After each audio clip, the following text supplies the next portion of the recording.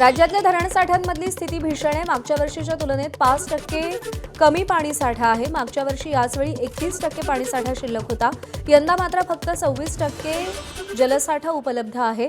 मागच्या वर्षी पश्चिम महाराष्ट्रात 27% पाणीसाठा शिल्लक होता।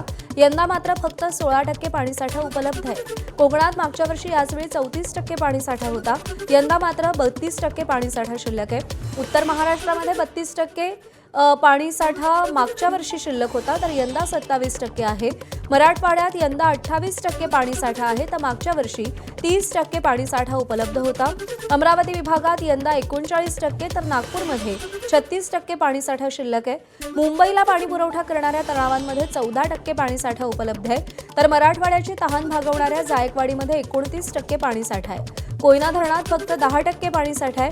मागच्या वर्षी याचवेळी 17% पाणीसाठा उपलब्ध होता। पुण्याला पाणी पुरवठा करणाऱ्या खडकवासला धरणामध्ये 42% जलसाठा शिल्लक आहे। पुणेकरांवरती पाणी कपातीची टांगती तलवार आहे। खडकवासला धरण साखळीमध्ये केवळ 5 टीएमसी पाणीसाठा शिल्लक आहे, त्यामुळे पुणे शहरामध्ये सोमवारपासून पाणी कपात करण्यात येण्याची शक्यता आहे। दरम्यान शहरातील वॉशिंग सेंटर, स्विमिंग पूल्सना पाण्याचा पुरवठा कमी करण्याचा निर्णय महापालिका प्रशासनाने घेतलाय।